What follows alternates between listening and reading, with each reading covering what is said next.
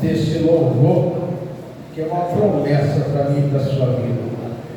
Se pisares nos espinhos, eu contigo pisarei. E se entrar na batalha, ele entra contigo também. Quem crê? Tem alguém que crê nessa promessa de nossa vida? Glória a Deus. Eu gostaria de convidar os irmãos a abrir as suas Bíblias no livro de Lucas, capítulo de número 24, a partir do versículo 13. Enquanto os irmãos localizam, eu quero glorificar a Deus pela vida do nosso pastor Wallace, que tem nos confiado esse trabalho, juntamente com o presbítero Irazildo, diácono Marcos, na direção dos homens, que o Senhor continua te abençoando em nome de Jesus. Quero agradecer também ao nosso líder, o presbítero Irazildo, por esse convite para estar ministrando a palavra do Senhor. Quero encorajar o nosso irmão Jean Vitor, continue nessa pegada, não se acovarde não, tá bom, amado? Vai para cima, porque maior é o que nos chamou. Os irmãos localizaram a referência? Livro de Lucas, capítulo 24, versículo 13. Estaremos lendo a palavra do Senhor.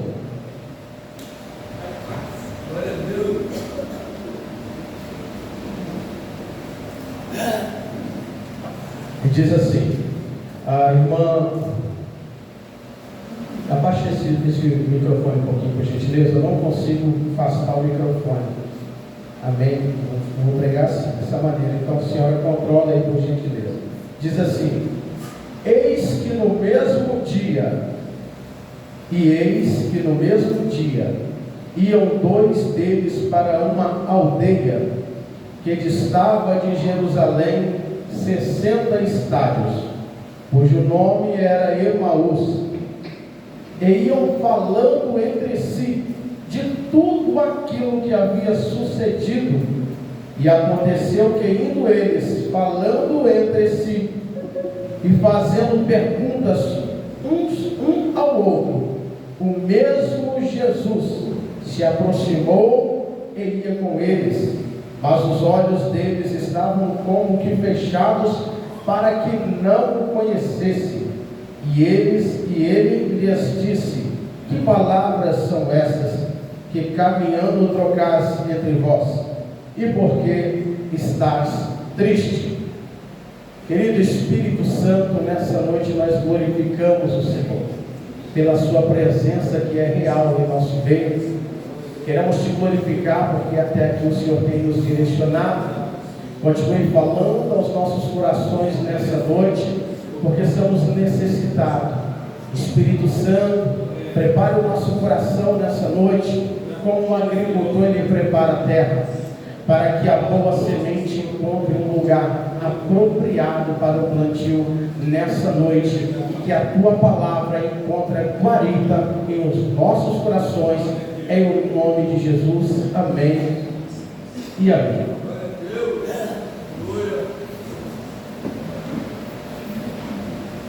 Meus irmãos,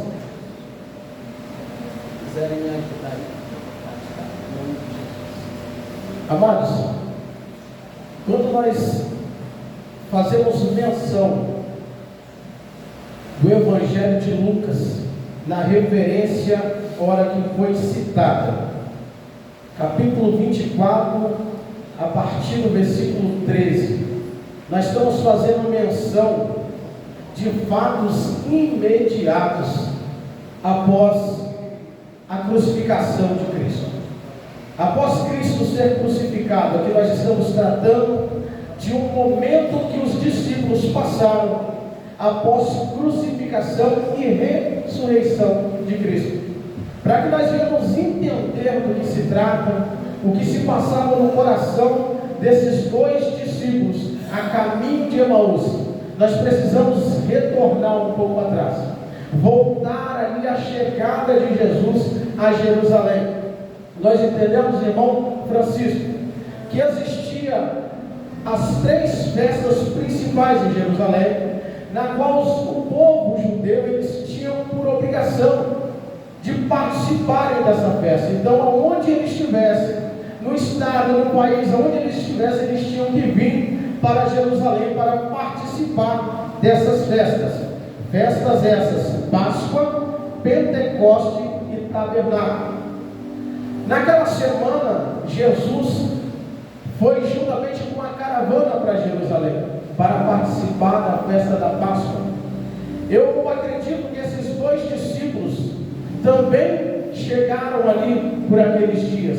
Vinham eles de Emaús, uma cidade que distava aproximadamente 12 quilômetros de Jerusalém.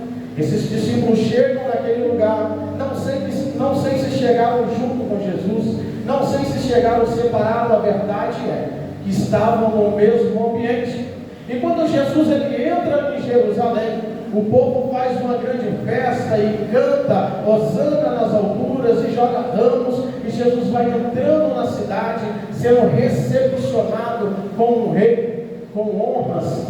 Mas aquele povo, na mesma hora que gritavam hosana nas alturas, no coração deles, no interior deles, eles estavam clamando por socorro, por ajuda, porque ao Jesus entrar na cidade, eles estavam salva-nos, liberta-nos, era essas palavras que eles estavam dizendo. Eles acreditavam que Jesus seria ali, Jesus iria implantar um reino terreno, Jesus iria tomar o poderio e eles iriam ser libertos do poder de Roma, que estava dominando sobre eles. E no decorrer da semana, ao chegar o meio da quinta-feira, as coisas começaram a mudar de direção. Jesus ele é vendido por Judas por 30 moedas de prata. Na madrugada, entrando de quinta para sexta, os soldados vêm e prendem Jesus. Jesus ele é aprisionado, é levado ao pátio da casa do sumo sacerdote. Jesus ali ele é julgado e ele também é sentenciado. Na manhã de sexta-feira, Jesus ele cumpre-se a sentença sobre Jesus. Jesus ele apanha e eles dão os açoites de Jesus, eles o humilham, dão uma cruz pesada nas costas dele, e aquele que era visto como um rei, que iria libertar o povo, agora está padecendo, está sofrendo, carregando a cruz nas costas e sendo humilhado. Jesus ele é pendurado no madeiro, crucificado. E ainda na tarde de sexta-feira, Jesus ele morre. Jesus entrega o teu espírito na mão do Pai. E agora nós começamos a observar e tentar entender qual era o sentimento dos discípulos de Jesus. Qual era o sentimento que se passava no coração daqueles homens que durante muito tempo caminharam com Jesus, ouviram Jesus falar que era necessário que acontecesse tudo aquilo, que o Filho do Homem fosse entregue na mão de malfeitores, que ele apanhasse, que ele sofresse, que ele fosse crucificado, mas que ao terceiro dia ele iria ressuscitar. Mas eu acredito que diante de tamanha brutalidade, eu acredito que diante de tamanho terror que eles passaram, talvez eles vieram se esquecendo de algumas promessas que foram feitas para eles. E quem nunca aqui passou diante de alguma dificuldade e se vê perguntando: Senhor, cadê o Senhor? Aonde está o Senhor? Aonde estão as promessas que o Senhor fez sobre a minha vida? Mas Jesus ele é aquele que nunca te abandona.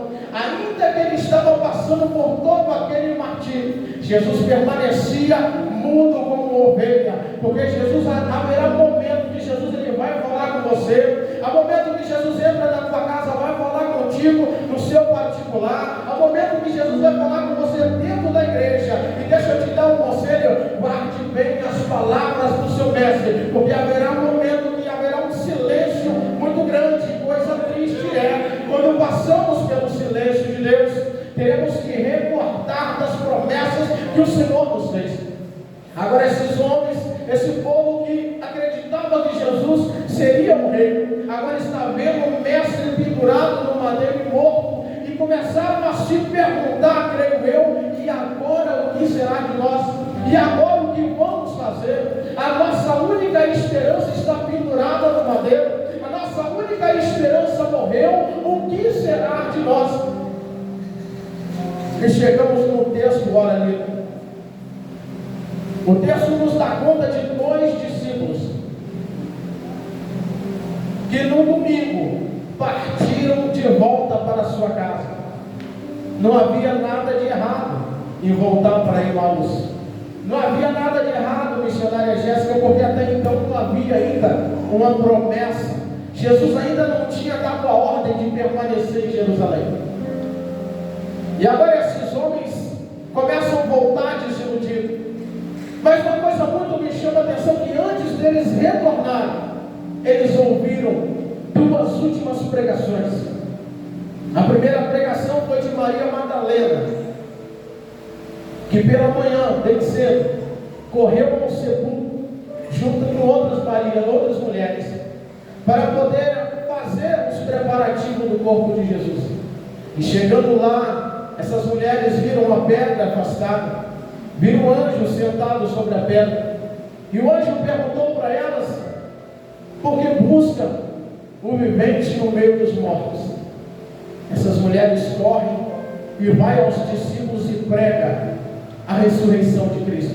Essas mulheres correm e falam que Jesus não estava mais lá e que os anjos dizem, que o anjo disse que ele havia ressuscitado. Os discípulos ouviram e Pedro imediatamente corre ao sepulcro. E Pedro, chegando lá, vê que Jesus não está presente. Pedro retorna e prega para eles também, dizendo que Jesus verdadeiramente ressuscitou.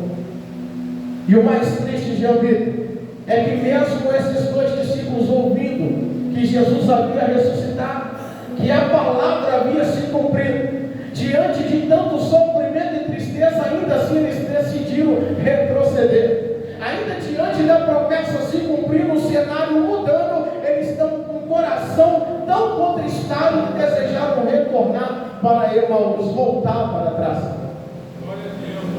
Quantos de nós temos entrado na casa do Senhor?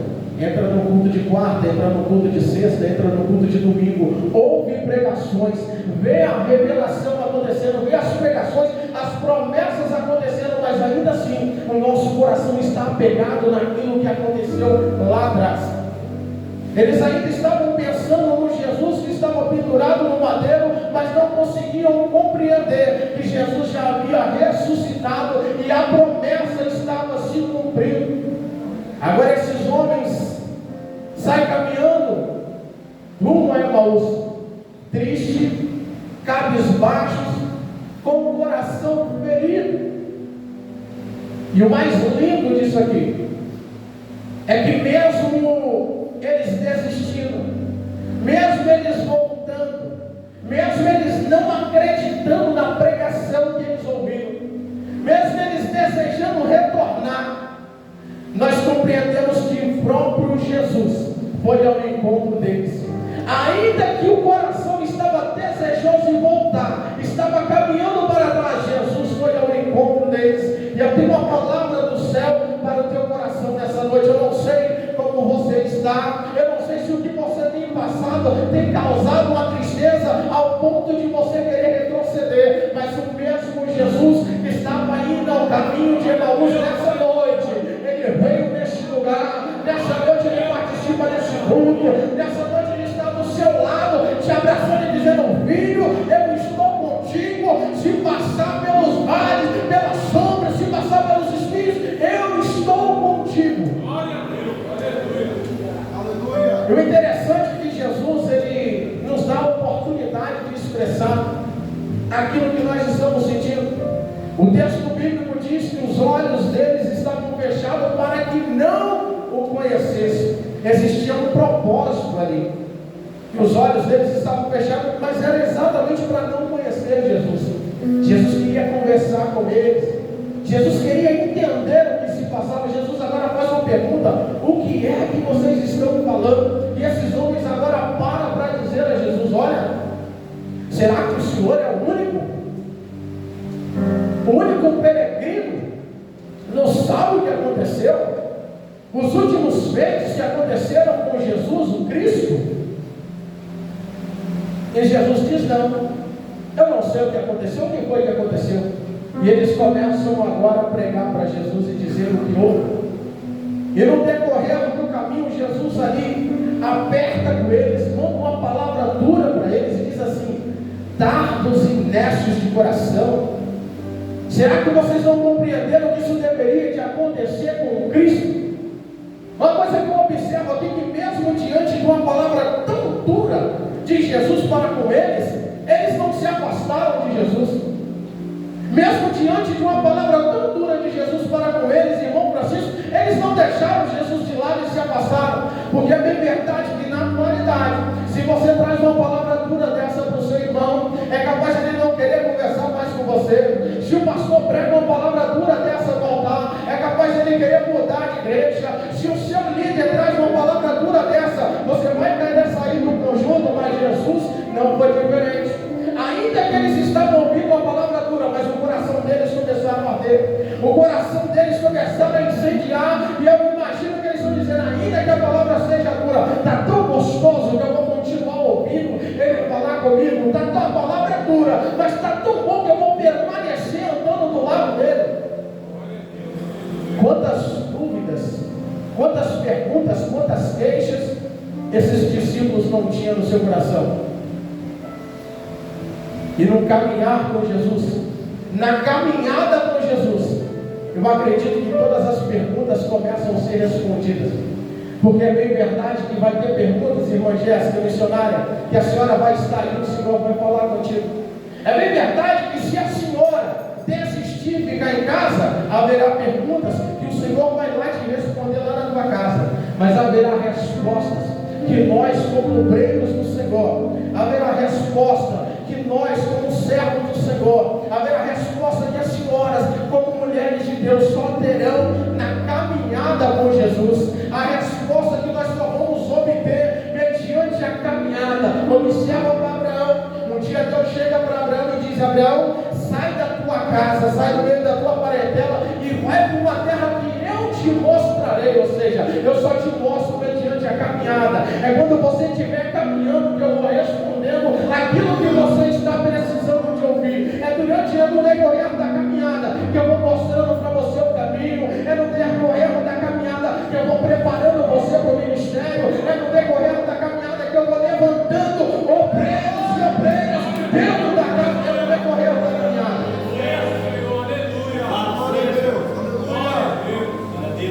Glória a Jesus. Quantas das vezes nós não ouvimos as pessoas dizer: eu estou esperando o Senhor falar comigo? Quantas das vezes nós não ouvimos as pessoas dizer: olha, eu ainda não estou preparado? Faz um convite, faz um apelo, ele diz assim: não, eu estou esperando o Senhor falar comigo. Não, eu só vou depois que eu me libertar disso, daquilo. Olha só, uma coisa eu preciso te dizer: você não se liberta de nada. Você não tem o poder de se libertar. Quem te liberta é Ele. Quem convence o homem do juízo, o pecado e a justiça é Ele. É o próprio Espírito que liberta, que limpa. Haverá resposta que só quando você levantar do teu lugar e começar a marchar com Jesus, que Ele vai trazer para você. Eu não sei vocês, mas talvez, se fosse eu naquela condição, eu não convidaria ele para entrar na minha casa. Uma palavra dura. Imagina aquele obreiro chato, turrão, que traz aquela palavra dura. Eu não ia querer ele perto de mim. Talvez eu não convidaria ele para a minha mesa de jantar. Mas aqueles homens fazem um convite. E quando eles estão chegando no destino, a Bíblia diz que Jesus, ele faz como se ele fosse adiante. Mas aqueles homens olham e falam assim: olha, já é tarde, fica conosco. Ei, já é tarde, entra, fica conosco mais um pouquinho. E o texto nos dá conta que eles entram em casa e assentam à mesa, e Jesus tomou o pão. O texto diz, diácono Gediel, que Jesus tomou o pão. Observa que na caminhada, Jesus dá oportunidade para eles falar, Jesus agora faz perguntas, mas quando eles convidaram Jesus para entrar dentro de casa, o cenário mudou. Aquele que estava só como acompanhante toma a cena, ele toma a direção de tudo, ele toma o pão, ele toma o papel principal, ele toma o papel de anfitrião, e agora quem domina o cenário é ele. Agora quem domina a situação é ele. É bem verdade que na cultura judaica ou até mesmo na minha casa. Eu não sei como funciona na sua casa, mas existe alguns costumes, e lá o costume era: o chefe da casa era quem partia o pão, era o chefe da casa que orava e apresentava, era o chefe, era o líder que tomava na mão, abençoava e repartia. Quantas vezes Jesus fez isso? Na multiplicação do pão. Quantas vezes Jesus fez isso na Santa Ceia? Ele pegava o pão, partia, dava graça, partia e entregava. Agora, quando Jesus ele é convidado para dentro da casa, o próprio Jesus ele já toma a frente, ele toma a rédea. Porque assim, amados, muitas das vezes estamos caminhando com Jesus, mas a direção está na nossa mão. Estamos caminhando com Jesus enquanto a direção está na nossa mão. Quando nós não entregamos na mão dele, nós não conseguimos o reconhecer em nossa vida. Os nossos olhos não conseguem enxergar os feitos dele. Nós não conseguimos compreender que é ele que está conosco caminhando. Muitas das vezes até nos perguntamos: aonde o Senhor estava comigo quando eu passei por aquele lugar tão difícil? Aonde o Senhor estava comigo quando eu passei por tal prova? Aonde o Senhor estava comigo quando as portas se fecharam? Ele estava do teu lado, mas os teus olhos estavam fechados para você não enxergar, não reconhecer ele na tua vida. Mas deixa eu te dizer, ainda que você não reconhecia, ele estava do teu lado. Ainda que você não compreendia, ele sempre esteve do teu lado. Glória a Deus, aleluia. Glória a Deus. Jesus te trouxe aqui nessa noite para te dizer: eu estou contigo, meu filho. Eu não te abandono, eu não te abandonei. E na hora que Jesus ele parte o pão, ele dá graça e parte o pão, os olhos daqueles homens se abrem e eles reconhecem, missionária Jéssica, Jesus. Mas na mesma hora que eles reconheceram Jesus, Jesus desapareceu. Eu imagino que agora o sentimento no coração daqueles homens é um mesclado de alegria, surpresa. Nossa, como eu não conheci, como eu não reconheci, estando ele do meu lado, falando comigo, como eu não reconheci a voz dele.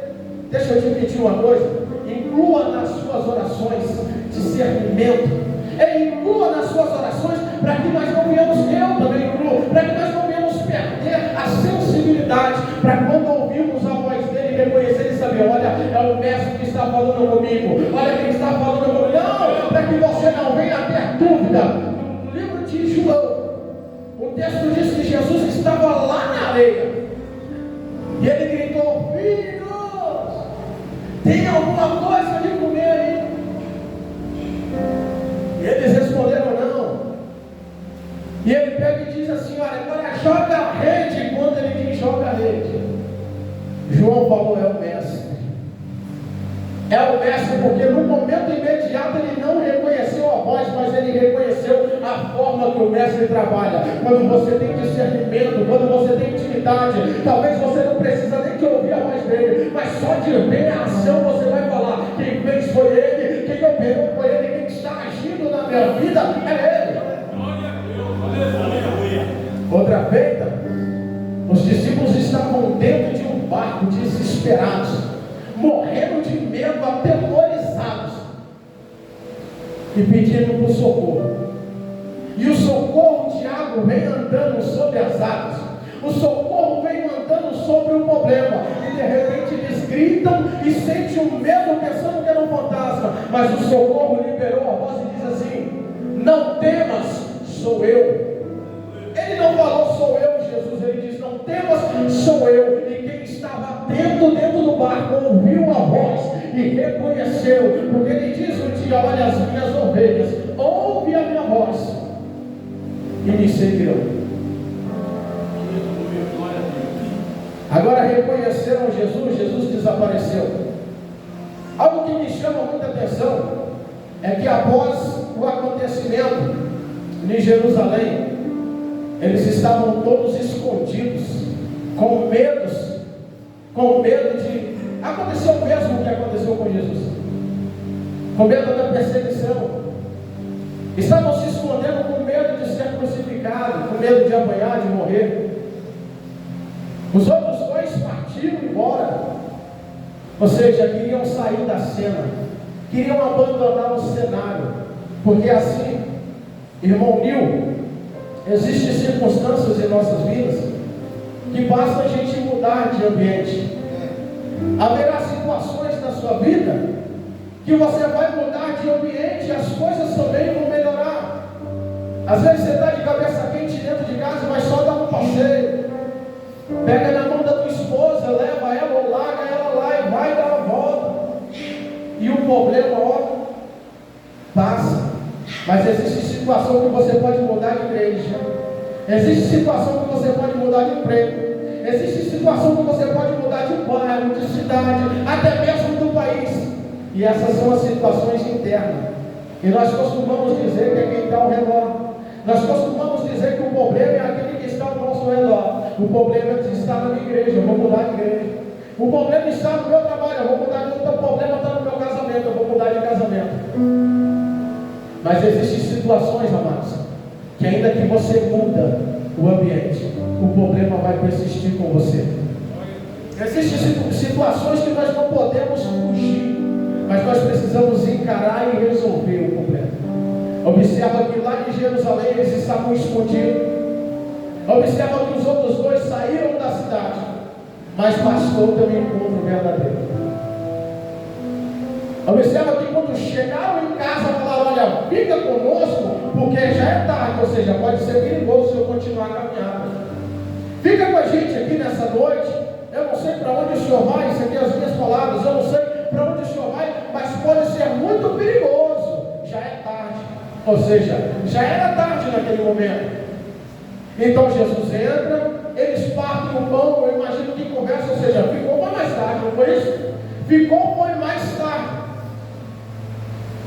Mas após abrir o olho e entender que quem estava com eles era Jesus, o texto diz que imediatamente eles se levantaram, imediatamente retrocederam. Mas não estava tarde demais? Antes de reconhecer Jesus, as coisas ficam difíceis na tua vida. Antes de reconhecer Jesus, basta dar um tirinho lá que eu não vou mais para a igreja. Antes de reconhecer Jesus, bastou cair um pinguinho de água que eu não vou mais. Não, eu corro muito risco, mas deixa eu te dizer uma coisa. Eu não estou falando para você se colocar em risco, mas quando você crê que Jesus está com você, você não vai deixar de fazer a obra, porque está dando um tiro lá, porque está chutando. Não, meu filho, você vai marchar em frente. Eu não estou dizendo que você vai se colocar no perigo, porque nós somos servos de Deus, nós não somos poucos, mas não é qualquer coisa que paga o servo de Deus. Ainda que ameaça você vai continuar a caminhada. Ainda que esteja que você vai continuar marchando. Está chovendo, eu vou passar a mão da minha sobrinha e vou pro mundo. Deu 3 tiros lá. Se eu encontrar quem atirou, eu vou pregar para ele, mas eu não vou parar de ir adorar o meu Deus. É aleluia mesmo. Porque a Bíblia nos ensina isso. A Bíblia não mostra os discípulos parando de pregar, mesmo sendo presos e açoitados. A ordem era: para de pregar. E quando piscaram, já estavam lá pregando de novo. Está escrito. E por que com nós vai ser diferente? O seu pastor pode entender, amados. O seu líder pode entender. Mas será que o seu Deus vai compreender isso? Será que aquele que está do teu lado, ele vai compreender isso? Ele vai dizer: meu filho, eu estou contigo. Seja onde tu andar, eu estou contigo. Se pisares no fogo, se passarem no mar, você não vai se afogar. Se passar pelo fogo, meu filho, chama que não arderá em ti. Oh, aleluia. Se as promessas de Deus para nossas vidas, amados, quando nós duvidamos ou usamos isso como desculpa para deixar de caminhar, tem Deus que está lá de cima olhando para mim e para você. Será qual é o pensamento dele a respeito das nossas atitudes? Imediatamente, estava mais tarde, mas após o encontro, imediatamente saíram de dentro de casa e voltaram para a zona de risco. Quem estava fugindo do problema agora volta para o epicentro do problema. Quem teve um encontro com Jesus, após encontrou Jesus, voltou, foi para Jerusalém. E quando chega lá, entra dentro da casa, e quando eles vão pregar para os discípulos, quem está lá diz assim: olha, ele já apareceu para Pedro, ele já esteve aqui também. Você entende que quando tem um servo de Deus que tem um encontro com ele, quando ele chega no intuito de pregar, porque é assim, amados, o servo de Deus, quando ele tem um encontro verdadeiro com Jesus,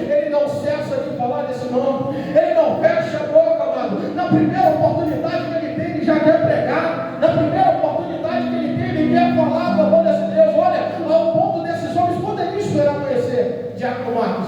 Poderia esperar amanhecer para voltar, mas não, vamos agora, eu quero pregar as boas novas lá. Deixa eu te dizer, eu não sei como você chegou aqui, mas nessa noite você tem um verdadeiro encontro com Ele. E não perca tempo ao chegar na tua casa, no caminho, fala as boas novas, diz: olha, Ele ressuscitou, esteve comigo, está comigo, e volta para buscar a tua igreja.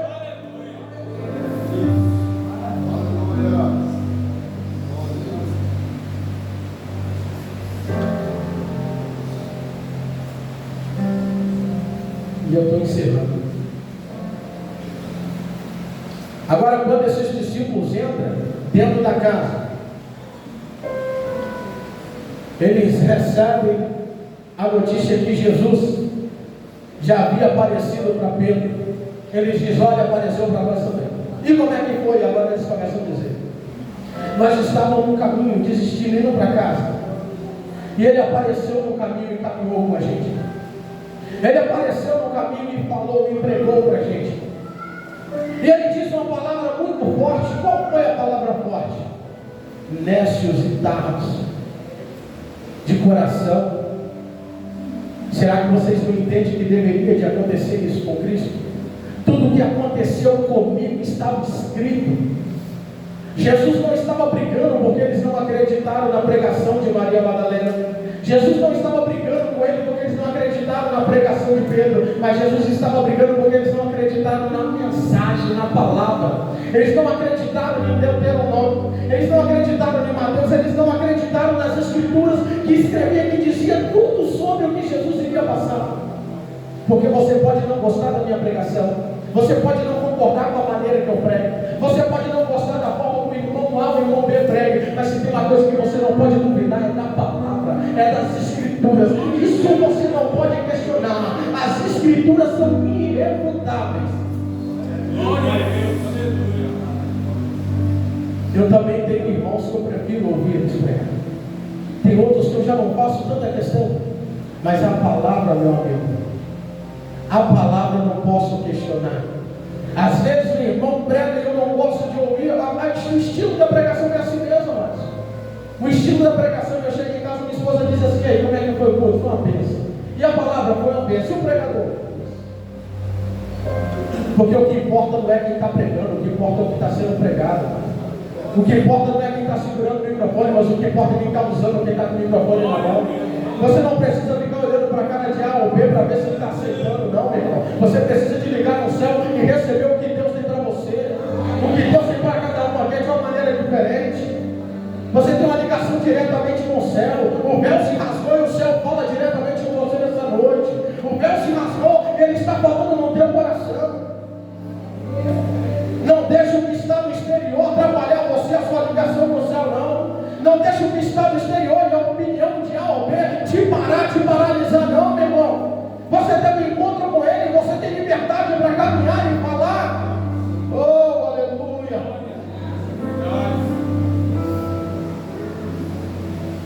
Quando eles estão dentro do mesmo ambiente, talvez igual nós aqui nessa noite, esperando assim: manda o fogo, manda o poder. Talvez estavam lá esperando receber alguma coisa, e agora o que nós vamos fazer? O texto bíblico diz lá atrás que ele precisou de um convite para entrar na casa, mas depois que o convite já houve, ele não precisa mais de convite. Estavam todos reunidos igual a gente aqui. O texto diz que a porta estava fechada, mas ele entrou, esteve no meio e disse: Pai seja convosco. Ele disse assim: Pai seja convosco. Talvez você está pedindo poder, está pedindo autoridade, talvez você está pedindo porta aberta, está pedindo casa, carro, casamento, está pedindo libertação, mas o que ele fala para mim e para você hoje é: o que você precisa nessa noite é de paz. Toma, Pai seja convosco, Pai seja convosco. O que eu tenho para você nessa noite é paz. Talvez você está passando noites em claro, desesperado com o filho, orando, pagando preço em prol de filho, em prol de esposa, pedindo a Deus para abrir isso, abrir aquilo, mas Ele está dizendo: olha, a primeira coisa que você precisa não é de porta aberta, você não precisa de libertação de filho, você não precisa de libertação de esposa. O que você precisa de paz. Porque quando você não tiver paz, você vai entender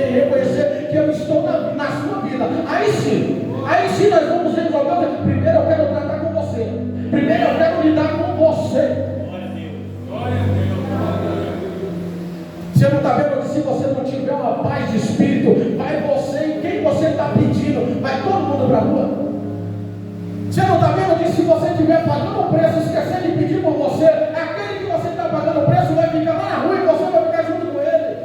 O que você precisa hoje, nessa noite, é paz de espírito. O que você precisa é a paz do Senhor. Porque se você tiver com a paz do Senhor, você está munido de uma grande arma. Não tem inferno, não tem potestade, não tem inimigo que vai parar você. A paz do Senhor seja contigo nessa noite. E eu agradeço a minha oportunidade. Glória a Deus. Que palavra maravilhosa, né? Glória a Deus. Vou passar aqui para o nosso pastor, no trabalho.